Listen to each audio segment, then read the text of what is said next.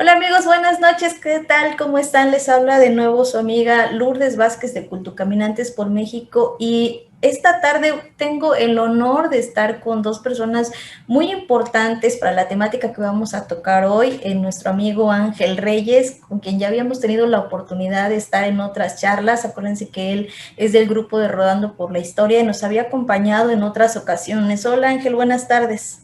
Hola Lulú, muchas gracias por la invitación y gusto saludarles a todos. Y también nos acompaña César G. Ángeles. Por ahí les va a estar sonando el apellido, pero ahorita lo vamos a aclarar bien de quién se trata. Él nos acompaña para hablar de un tema bien interesante que cuando estaba platicando con Ángel sobre esta propuesta de un tema para una charla más de los sábados, él me decía que había escuchado por ahí en la televisión a un conductor de un programa de chismes que creo que para la mayoría de ustedes conocen, Pedrito Sola, en la cual él había comentado que no sabía realmente quién había sido Felipe Ángeles y por qué iba a llevar ese nombre el nuevo aeropuerto internacional de la Ciudad de México. Y bueno, nos empezamos a hacer comentarios ahí en su post y decíamos que en realidad era pues una realidad de nuestro México que muy pocas personas sabían y conocían del personaje del general Felipe Ángeles y qué había hecho tan importante pues en la etapa de la Revolución Mexicana. Y en base a eso, él me hace la propuesta de hacer una charla y también me comenta que iba a invitar a alguien muy especial, precisamente a César, que nos acompaña esta tarde, y él, por lo que entiendo, viene de la línea de descendencia del general Felipe Ángeles. ¿No es así, César? Así es, muchas gracias, Lulú, amigas y amigos. ¿Qué tal? Buenas noches. Gracias, Ángel. Bueno, antes de iniciar, me gustaría presentar a los dos, si ustedes no tienen ningún problema. Primero voy a presentar a César. César G. Ángeles tiene una larga trayectoria profesional en logística internacional. En el ámbito cultural, veo que tienes una trayectoria bastante vasta. Has sido presidente del Consejo de Pueblos y Barrios Originarios de Azcapotzalco y ha participado activamente en las consultas para tomar en cuenta las aportaciones de la ciudadanía, y esas aportaciones serían las que se van a plasmar o que ya se plasmaron precisamente en la Constitución Política de la Ciudad de México. César G. Ángeles ha participado en la Red Cultural Azcapotzalco, el Faro Xochicali y colectivos culturales en varios estados. Ha participado en la organización de eventos cívicos para resaltar la figura de Emiliano Zapata, Francisco Villa, el mismo general Felipe Ángeles y Flores Magón. Cabe mencionar que César G. Ángeles ha trabajado con gobiernos estatales en asuntos cívico-culturales y como observador de la construcción del Aeropuerto General Felipe Ángeles, del cual, bueno, de ahí nace la idea de hacer esta charla. Actualmente, César G. Ángeles preside la Fundación Felipe Ángeles desde el 13 de junio del 2019. Pues bienvenido, César, te agradezco mucho tu presencia. Déjame presentar a Ángel. Y bueno, también nos acompaña alguien ya conocido por ustedes, Ángel Reyes Barrientos. Él es licenciado en Relaciones Comerciales por el Instituto Politécnico Nacional y es miembro fundador del Grupo Cultural Rodando por la Historia. Nosotros ya hemos tenido oportunidad de trabajar con él.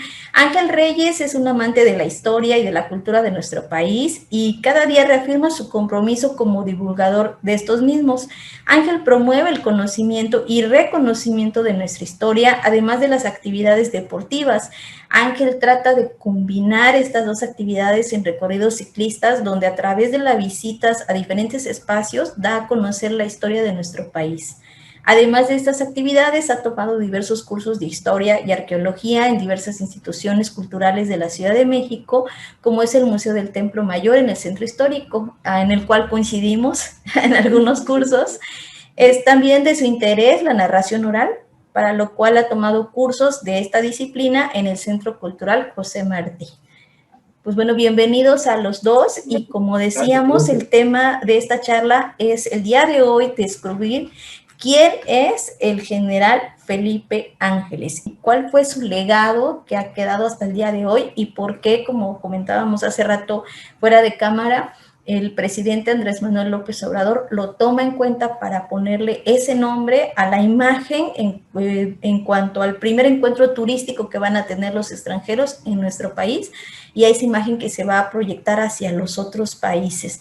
Bueno, pues les cedo la palabra a Ángel y a César y les doy la bienvenida, y de nuevo les agradezco su tiempo y el ánimo de difundir un poco más de la vida y la herencia del general Felipe Ángeles. Gracias, Lulú, por esta oportunidad. Muchas gracias, Lulú. Yo añadiría, Lulú, además de tu presentación, que te voy a contar rapidísimo cómo es que coincidimos César y yo. Hace 5 años más o menos, en una serie de conferencias que se hicieron del colectivo Los Villólogos, que cabe resaltar que también preside la familia de Francisco Villa. Ahí hubo una serie de conferencias en la colonia Santa María la Ribera y tuve oportunidad de asistir. Y la última conferencia del día, un sábado, fue a cargo de un tal César Ángeles. Él iba bastante muy bien presentable, habló, tuvo una conferencia muy completa del general, y al final, bueno, el nombre me parecía, incluso me acuerdo que me dio una tarjeta. ¿Cuál va siendo mi sorpresa después? Que algunos meses después de esa conferencia, un amigo en común me dice, oye, yo conozco a alguien que también le gusta la historia como tú. Hombre, pues preséntamelo. Sí, también, y me parece que es se apellida Ángeles.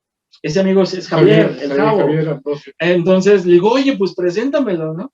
Nos presenta, y cuando lo veo, le digo, oye, ¿tú diste una conferencia en la Santa María la Ribera? Y los dos nos reímos porque sí, nos conocíamos por la conferencia, y también ambos compartimos el gusto, el placer de andar en la ciudad en bicicleta.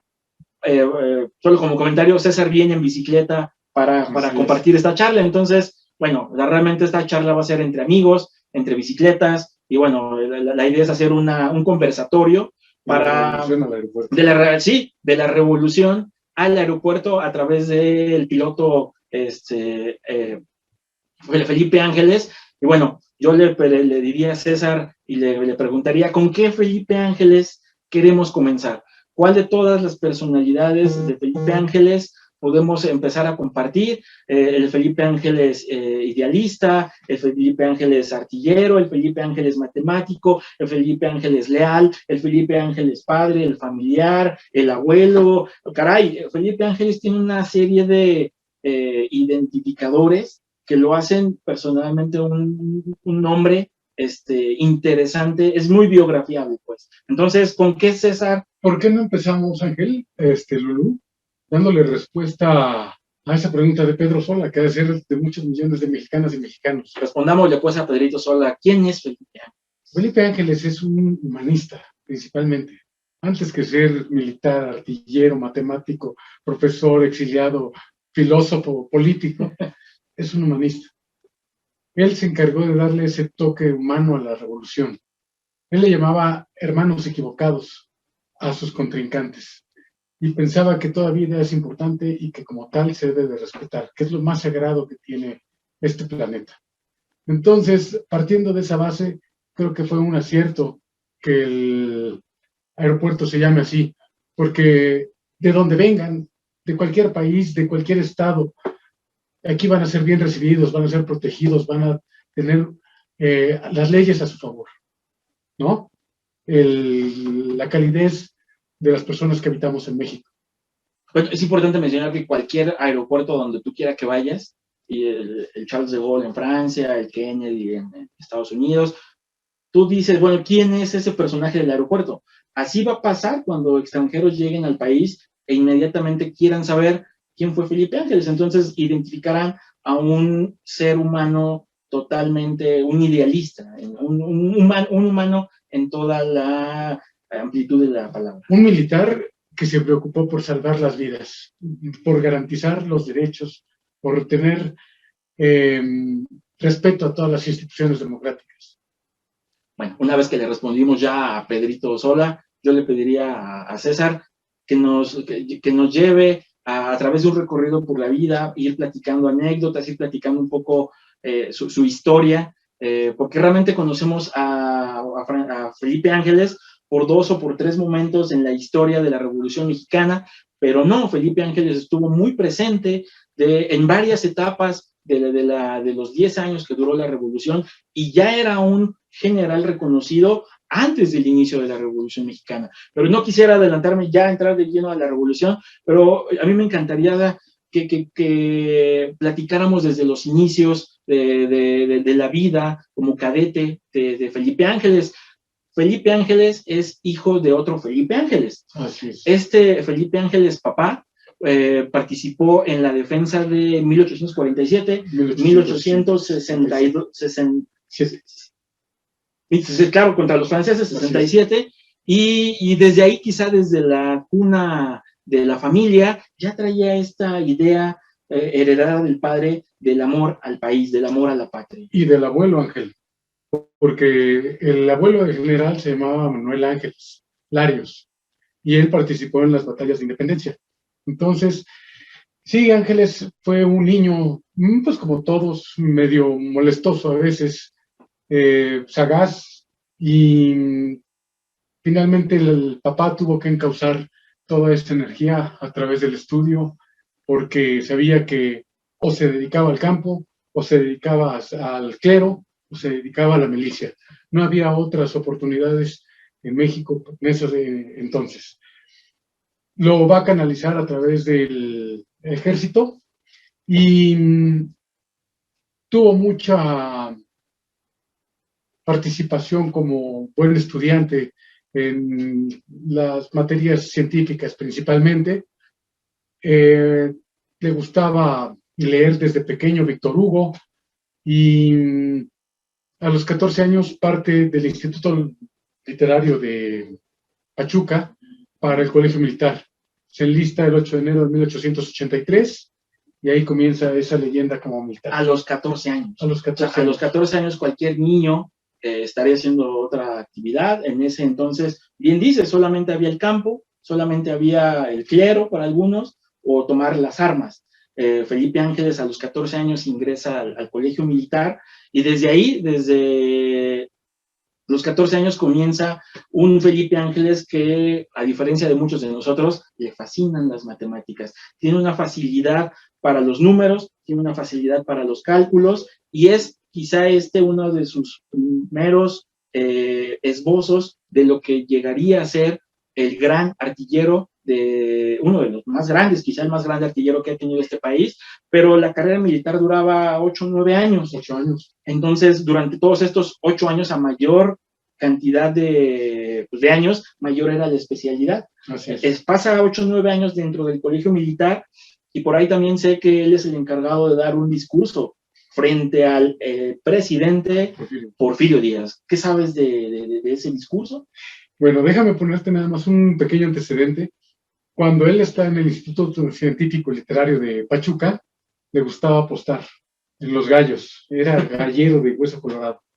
Y un día se gastó toda la mesada que su papá le mandaba, y se para frente a todos en el palenque y les dice: a ver, señores, ¿quién hay que le pare a estos 2 pesos? Un señor le llama por acá y le dice: a ver, joven, yo pongo estos 10. Y al terminar la pelea de gallos, sin haberle dicho a qué gallo le apostaba, le dijo: joven, usted se ha ganado estos 10 pesos nada más por el garbo con el que habla. Esa persona era el gobernador del naciente estado de Hidalgo, el licenciado Cravioto, y pues el papá se entera, lo manda a llamar a Zacualtipán y le dice: ¿así que te gustan los gallos? No, pues que sí. Y de estos que tienes aquí, ¿cuál es el que más te gusta? Pues que este. Y ese día el papá ordena que se le sirva en la cena, y hasta ahí llegó la afición de gallero del general. Entonces, esa fue su primera lección de vida importante, y yo creo que la va a llevar durante toda su vida hasta el momento de su ejecución. Wow, esa no me la sabía, César. Gracias por la anécdota. Y regresando a la vida dentro del colegio militar, bueno.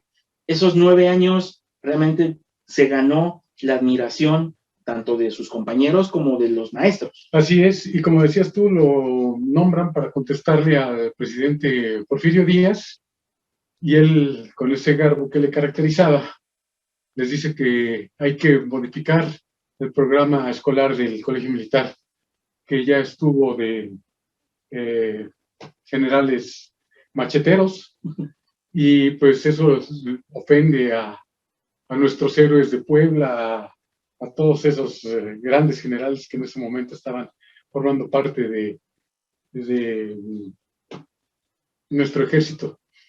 Y total, que Porfirio Díaz se levanta y les dice: el joven Ángeles tiene razón, es hora de modernizar nuestra institución militar y vamos a empezar a hacer intercambios con países para tener lo mejor en estas disciplinas. A Ángeles le gustaba mucho hacer deporte, brincaba las camas como rutina de ejercicio, sustituye a muchos de los maestros en clases como matemáticas, física, inglés, español.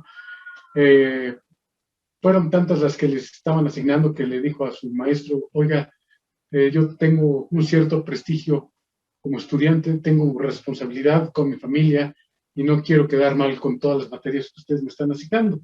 Quisiera nada más que me dejaran algunas para yo poder entregar al 100% en ellas. Y así lo hicieron, le dejaron estas específicas de física, matemáticas y demás. Y conforme fue avanzando, sus maestros lo recomendaban para que fuera el sustituto hasta que fue ya profesor del Colegio Militar. Y su más grande deseo, su visión máxima, era ser director de esa institución. Y lo que llegaría años después con Madero a hacer. Pero antes de seguir avanzando, yo me quiero detener en un Ángeles de los que hablamos al inicio. El Ángeles leal, la lealtad, quizá es uno de los, su segundo nombre de Felipe Ángeles. Fue leal siempre al gobierno en turno. Así que no es de extrañarse también que en ese entonces le fuera leal al presidente Porfirio Díaz. El mismo Porfirio Díaz, que ya ubicaba a ese jovencito tan valiente, tan explícito, que inmediatamente veían y que sobresalía por su mismo temperamento, por su carácter y por lo que él ya conocía. Entonces, Porfirio Díaz se convierte en su mecenas, se convierte en alguien que va a tener muy de cerca, incluso de toda la confianza de Díaz, que años después se convierte en uno de los principales cuidadores del gobierno de Díaz, porque Díaz le encarga cuidar a quien fuera su padrino. Su padrino, a Manuel Mondragón. Ese es un dato que también yo descubrí recientemente. Yo no sabía que Ángeles era ahijado de Manuel Mondragón. ¿Qué nos cuentas de eso? Prácticamente Nahui Olin era su prima, digamos. Digamos, ¿sí? Entonces, pues sí, ese general Mondragón, también una persona muy inteligente, tanto que hace algunos arreglos a un cañón y patenta un fusil que va a ser utilizado durante la Primera y alguna parte de la Segunda Guerra Mundial. Entonces es el fusil Mondragón y el cañón de 80 milímetros, 80 milímetros, Schneider Canet, conocido después como el cañón Mondragón. Bueno, ¿cuál era la pregunta? Pues la pregunta era, yo no sabía que él era ahijado de Manuel Mondragón. Sí. Entonces sí hay una relación muy cercana entre ambos. Que lo manda Porfirio Díaz. Porfirio Díaz efectivamente lo hace parte de las comisiones de evaluación, en este caso de la pólvora sin humo, de Hudson Maxim. Y esta pólvora que no sacaba humo. Esa pólvora que no sacaba humo, pero sí sacaba humo. Resulta que la comisión técnica ya había dicho que sí, que iban a hacer una compra importante. Cuando Ángeles les dijo, bueno, ustedes ya dieron su opinión, falta mi dictamen técnico, que para eso vengo, y la fórmula está mal hecha, la pólvora no funciona por esto y por esto y por esto y por esto. Y prácticamente después, cuando por ahí del juicio de Ángeles, este señor Hudson Maxim se entera que va a ser fusilado general, por ahí va a decir a un periódico, de veras que donde está Felipe Ángeles está la razón. Y como esa fue un ejemplo de las participaciones que tuvo en la adquisición de materiales balísticos para el ejército, otra fueron los cañones, las municiones para los rifles, para los cañones en Francia, y pues hizo varios ajustes también como técnico balístico a instrumentos de guerra. También mencionar también que Manuel Mondragón, además de la mala fama que se cargaba ya para ese entonces, pues sí resultó ser más una fichita. Sí, él evidentemente quería llevar se enfundaba el 30%. Sí, claro, su tajo, su participación costaba ese porcentaje, y pues no le cayó tan en gracia que un escuincle que aparte era su ahijado, pues fue el que lo estuviera balconeando. Y por eso es que de seguido lo mandaban a estudiar fuera. Ya, eso es otra. Sí, para que no estuviera ahí incomodando negocios. Fue en una de estas, en 1909, porque ya avanzamos ya con este Ángeles que pasó de cadete, y hasta este momento Ángeles no ha participado en ninguna batalla. Todos los ascensos que ha tenido dentro del ejército pues han sido por mérito, digamos, pedagógico, estudiantil, pero hasta este momento todavía Ángeles no conoce lo que es estar dentro de un campo de batalla, un terreno como tal. No es hasta más entrada la revolución cuando esto ya tiene... De hecho, sus primeras incursiones militares van a ser en el frente franco-prusiano. Eso hace que el gobierno francés le dé la medalla del Caballero de la Legión de Honor y pide permiso después al Congreso de la Unión para poderla aceptar. Pero esos fueron sus primeros acercamientos militares. Y ya que mencionas esta parte, aquí quiero sacar otra personalidad de Ángeles, que es el Ángeles intelectual. Felipe Ángeles estaba enamorado de París, le fascinaba. Era la moda. Es claro, la moda en el mundo, y él lo absorbió de una manera, pues, con mucha vehemencia, porque sabía hablar francés, le gustaba todo lo que tuviera que ver con Francia, y bueno, él era feliz estando por allá. Sí, ahora sí que su afán de conocimiento lo hacía disfrutar desde lo más simple hasta lo más grande.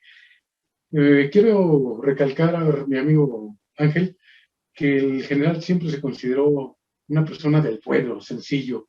Él decía que él era un agua de sangre india y que solamente el estudio y el respeto a nuestras instituciones democráticas y después esa ignominia de febrero de 1913 lo hicieron un ciudadano que lo arrojaron en calidad de voto de nuestras instituciones democráticas, ¿no?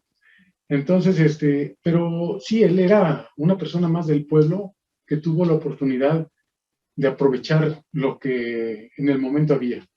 Y para esto, cuando él está aquí ya en la Ciudad de México, terminando sus estudios y demás, se casa con Clara Kraus, una mujer muy joven, cuyo padre era alemán, y entonces por eso va a aprender también alemán. Tal vez no lo va a dominar al 100, pero se defiende. Sí, con la familia de esta, ¿no? Así es. Sus hijos hablaban alemán, francés, obviamente después, como dice Rosa King en uno de sus libros de Tormenta en México, el general Felipe Ángeles se dirigió a mí en un perfecto inglés, estudiado, pero vamos, no había de otra, ¿no? Y no había academias de inglés en ese momento. No había academias de inglés, y seguramente el náhuatl no era desconocido para él. No, seguramente no. Un personaje que siempre quiso estar cerca de la gente, y creo que hasta aquí podemos hablar de un Felipe Ángeles que todavía no conoce esos albores de la revolución que se están gestando. Es 1909, él tiene una beca para estudiar artillería en Francia, la ciudad de sus amores, y 1910, el centenario de la independencia. 1910, noviembre, el inicio de la Revolución Mexicana. Felipe Ángeles está fuera, le llega por ahí la noticia de la sublevación, y él pide autorización para regresar. O sea, de haberse autorizado, Ángeles estaría peleando en contra del levantamiento armado de 1910. Seguramente ese hubiera sido su primer orden, y también quién sabe si hubiera hecho eso, porque era medio rebelde.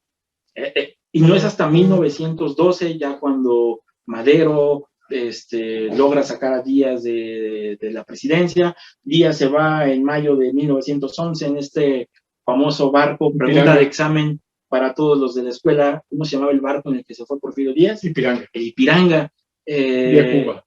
Exactamente, vía Cuba, a través de Cuba, de ahí se fue a Europa, y Felipe Ángeles regresa, pero regresa no para reincorporarse para apoyar a Díaz, sino traído por el entonces ya electo presidente Francisco Ignacio Madero. Pero déjame decirte que hay evidencia de que Ángeles tuvo contacto con Porfirio Díaz en Francia. Que eso también muchos no lo han documentado, pero bueno, tenemos de primera fuente a alguien que lo sabe. Y Porfirio Díaz le escribe al general diciéndole que en sus manos tiene una gran responsabilidad para pacificar al país.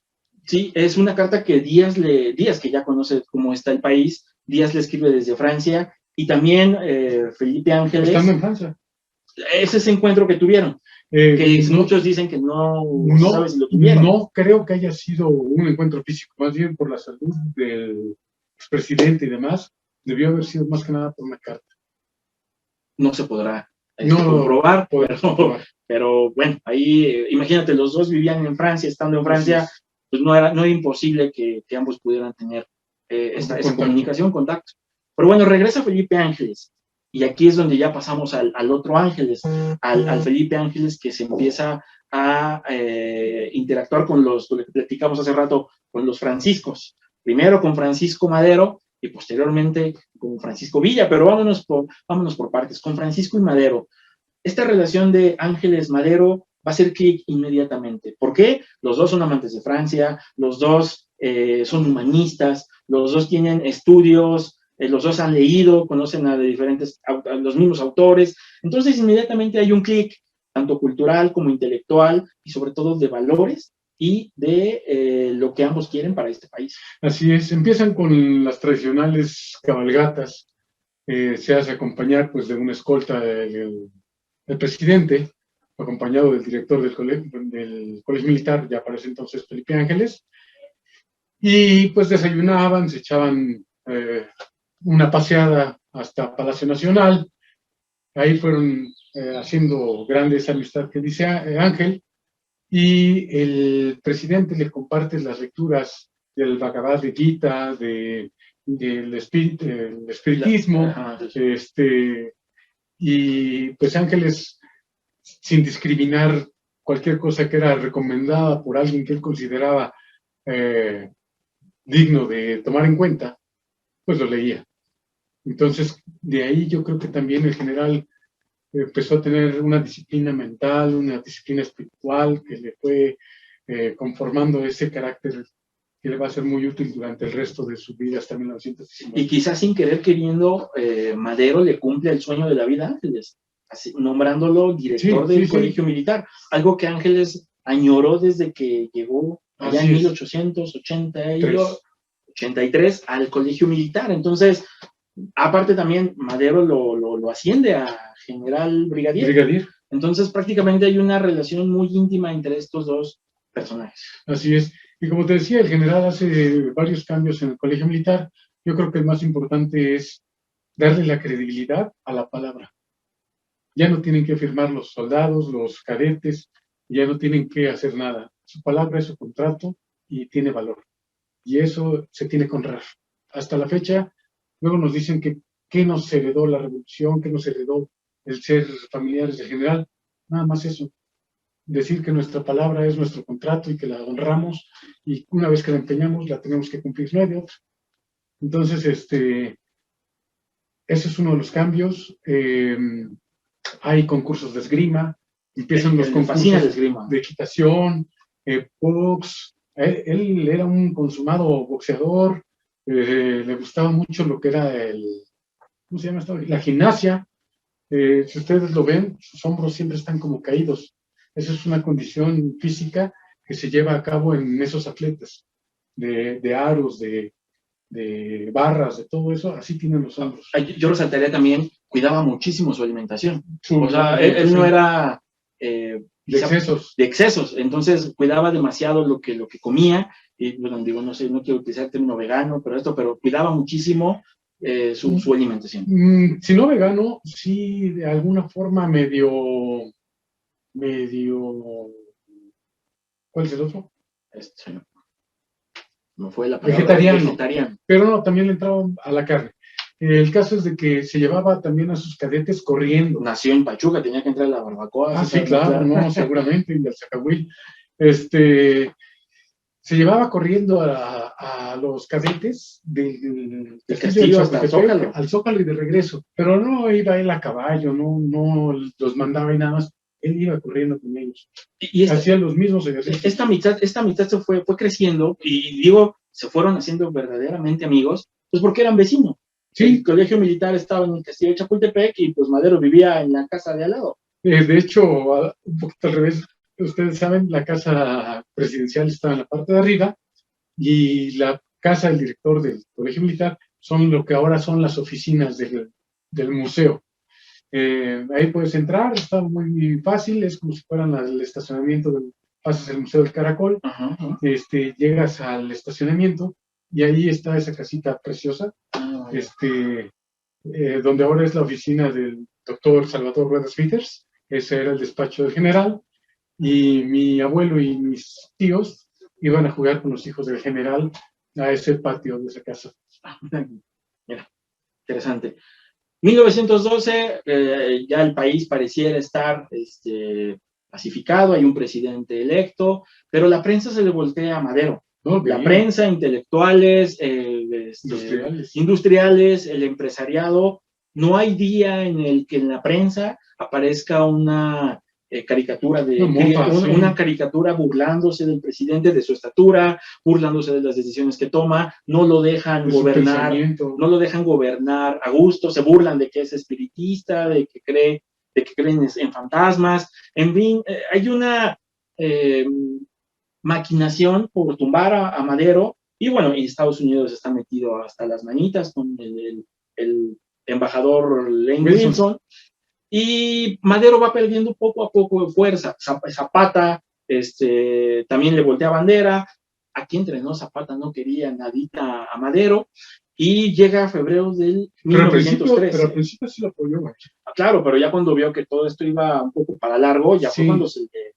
Lo que pasa es que, fíjate, Madero debía tener un plan no tan puntualizado a todos los requerimientos sociales que había. Madero tenía que luchar por la no reelección, esa era su gran bandera. Sí. No había ahorita tierra y libertad, no había propiedad para todos.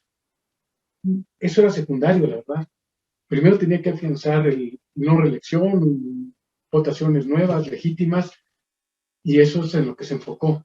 Y entonces Zapata se sintió traicionado.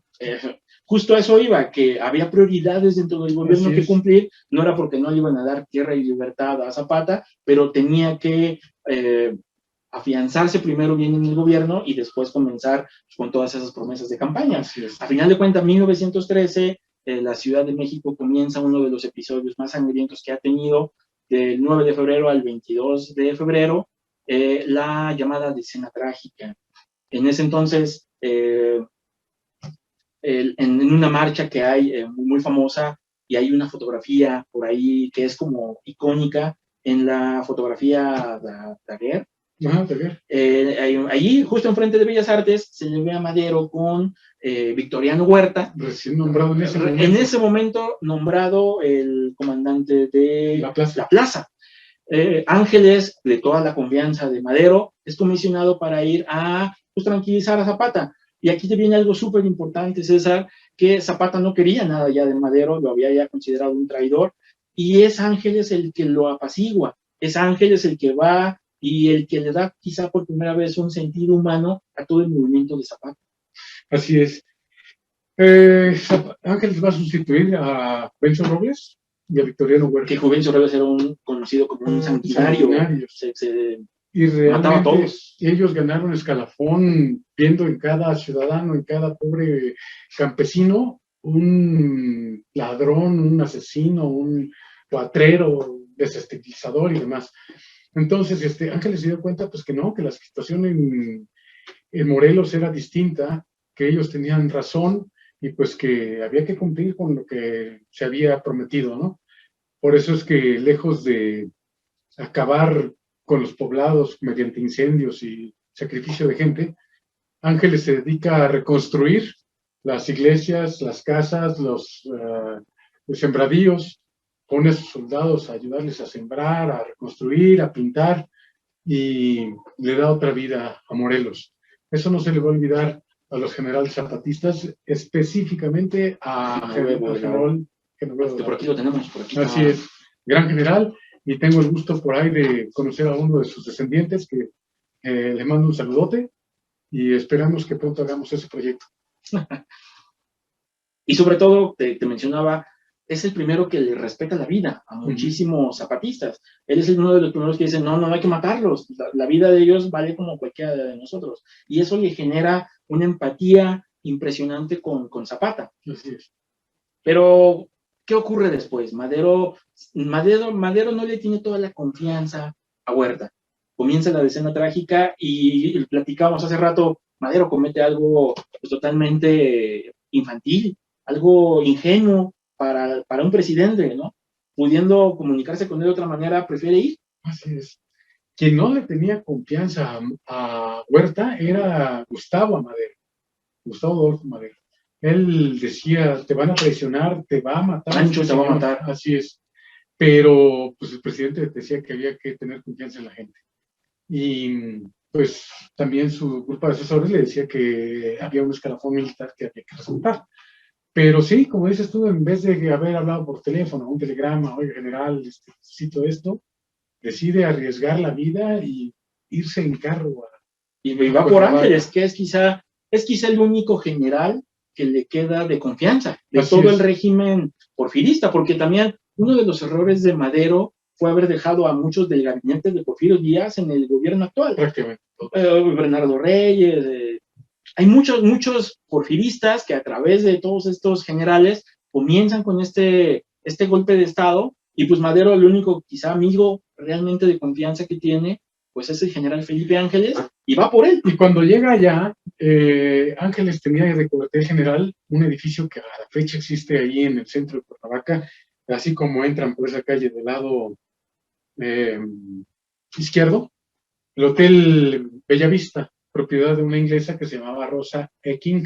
Que aquí te hago una interrupción, que ella nos deja unas descripciones de cómo ella vio y cómo conoció a Felipe Ángeles, que cuando lo ve, el porte que tenía, que cuando ve a la esposa de Ángeles la describe de una manera muy, muy detallada, es este lugar donde los describe y los conoce. Es ahí, y también ahí había sido el cuartel de Juvencio Robles, de Huerta, te digo, fue también de Ángeles. Le causa gran impresión, completamente distinto este general a los anteriores.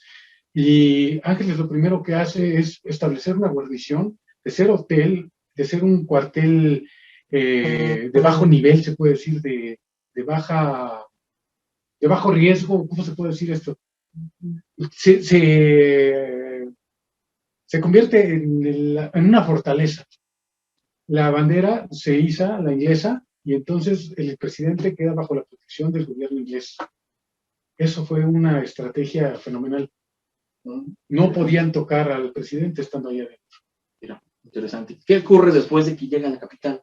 Viene con 2,000 hombres, que son los que Ángeles tiene allá en Morelos. Así llega aquí, y ¿al cuánto tiempo lo hacen prisionero?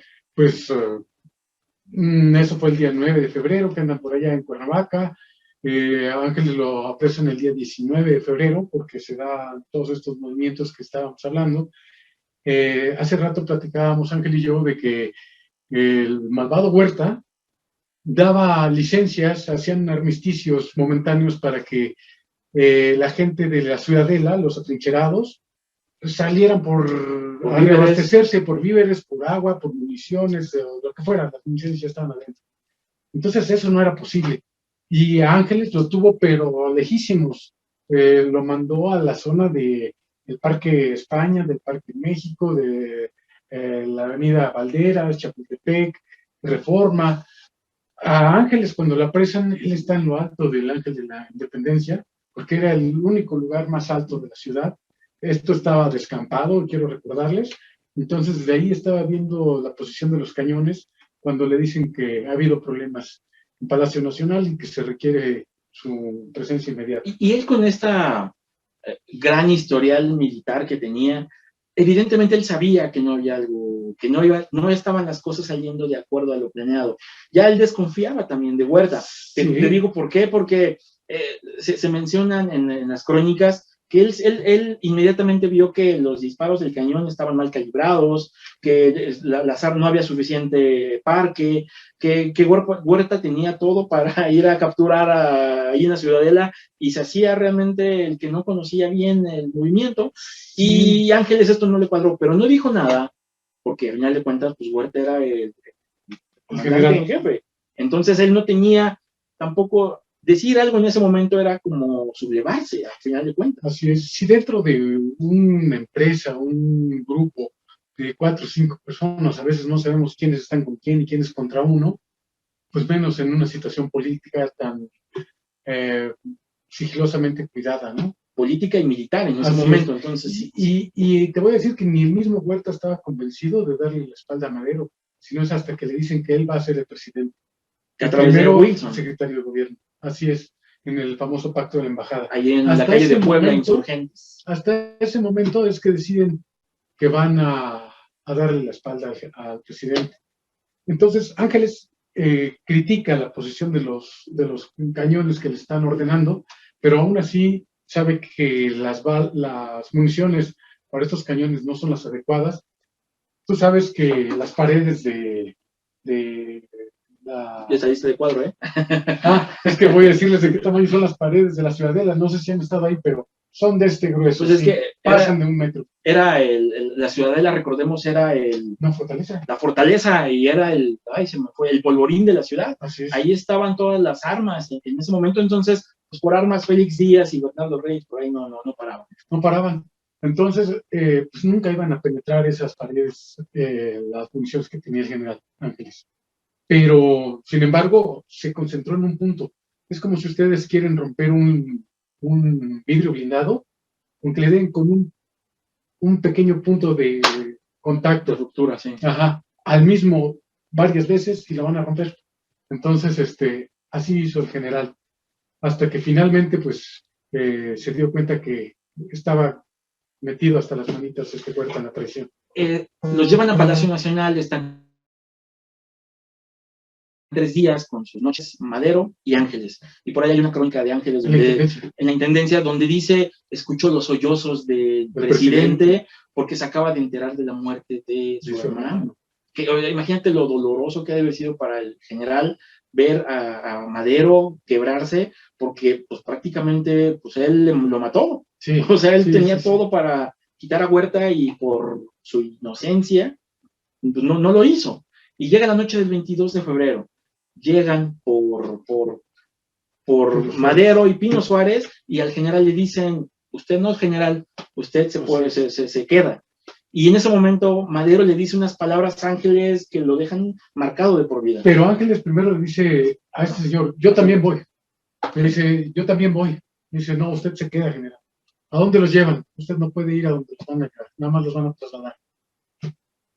Y ahí es donde Madero se voltea y le dice, Ángeles, general, ya no lo voy a volver a ver. Sí, exactamente.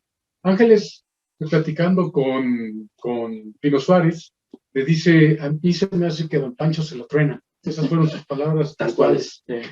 Y sí, cuando se los llevan a medianoche, pues esas son las palabras del presidente. Mi estimado general, me despido, nunca más lo volveré a ver. Que sean felices. Y fue todo. Los llevan, ellos son fusilados literalmente a la puerta trasera. Bueno, no había puerta trasera, en la parte trasera de Lecumberri. En la lateral, sí. De Lecumberri. Y al otro día la prensa argumentó que fanáticos o seguidores de Madero habían querido liberarlos, y que ahí se suscitó una balacera, sí. Y que casualmente solamente fueron muertos Pino Suárez y Madero. Pero la gente rápido se dio cuenta cómo estuvo la cosa, y también es así que hicieron con piedras, y levantaron el lugar exacto donde cayeron. Y ahí pueden ver una placa que si un día de estos, rodando por la historia o caminando, Cultucaminantes, nos ayudan y hacemos una expedición hacia allá, van a poder ver. Ahí está el compromiso, Lulú, ya está el compromiso hecho.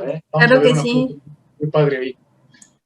Entonces, ahí termina la primera etapa. la primera etapa, y digamos que termina ahí la etapa de Ángeles militar, y el Ángeles con uno de los franciscos, con Francisco y Madero. Así es. En eso, 1913, le perdonan la vida.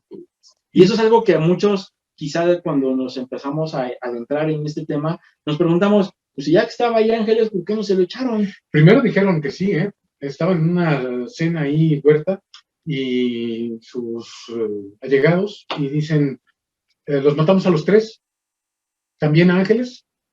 Y dijo, no, a Ángeles no, a él sí déjenlo vivo, fue todo. Perfectamente Huerta sabía que Ángeles tenía un rango militar y una carrera en la milicia muy importante, tenía más ya de 20 años, entre todos los cargos que tenía, pero también sabía que Ángeles había sido pues el maestro de muchísimos de los oficiales en ese momento. Entonces, no iba a ser tan fácil deshacerse de Ángeles, porque inmediatamente se iban a voltear en contra de Huerta, y esto no le convenía al futuro ya casi presidente de la República por algunos meses, Victoriano Huerta. Entonces, Huerta no era borracho, pero no era tonto. Así es. Y déjame decirte que no nada más muere, bueno, no nada más termina la primera etapa de la revolución, sino termina una etapa del general Ángeles y empieza otra, la de ciudadano, la de el comprometido con el pueblo, con las causas, ¿no? Le perdona la vida, porque aparte platicábamos también hace un momento que él es sujeto a un juicio militar por haber mandado a fusilar a un ciudadano francés que se estaba ya arengando ahí en contra del movimiento, y lo manda a fusilar, y esto le genera un conflicto, le perdonan la vida, pero se lo conmutan por cárcel. Exactamente. Se va 6 meses a la cárcel militar de Belén, y de ahí pues lo mandan al exilio, supuestamente a una comisión militar, pero no, sin gastos, sin viáticos, sin nada. ¿Y a dónde creen que se va? Francia. A Francia. Y ahí es donde esta carta que te comentaba hace rato, leyendo ahí algunas crónicas, Porfirio Díaz ya está muy enterado de cómo está el movimiento aquí en México. Él vaticinaba, Madero ha soltado al tigre, a ver si puede domarlo. Entonces, y hay una carta que le escribe en ese momento Díaz a Ángeles. Saben perfectamente que todo el mundo, que no había aviones en ese entonces, bueno, sí había, pero eran todavía no tan fáciles de acceso. Todo el movimiento, el líder a Europa era a través de barco vía Cuba. Entonces hay una carta que manda Díaz a Cuba, evidentemente para que Ángeles la lea, y en esa carta le dice, prácticamente usted es tiene que sacar este compromiso adelante, de pacificar al país. Entonces, van a Francia, van a Francia, deja ahí a sus hijos instalados en Francia, y un emisario, el representante de Venustiano Carranza en Europa, que me parece que es Díaz Lombardo, lo busca, y Clara Kraus le dice, es que mi esposo se fue a Inglaterra a matricular a Alberto, a su hijo mayor, va a tardar unos meses en regresar, pero poco después llega el después general Federico Cervantes, miembro del Estado Mayor del general Ángeles. Y que valga la aclaración, también es su biógrafo. Su biógrafo y amigo, todo. Le dice, señora Clara, pues no le voy a mentir, venimos a ver si el general se nos quiere unir a esta etapa revolucionaria, nos hace mucha falta. Y le dijo, pues yo tampoco le puedo mentir, mi esposo ya hace meses que se regresó, fue a presentarse con el señor Venustiano Carranza, y desde el puerto de Le Havre, o Le Havre, como se pronuncia, Havre, le escribe a su esposa diciéndole que va a quedarse ahí para hacer unos estudios militares sobre algunas cosas, sobre algunos materiales de guerra, pero ¿cuál? Es nada más para distraer a las personas que lo andaban espiando, y él aprovecha eso para irse a México otra vez, y ahí gana algo de tiempo.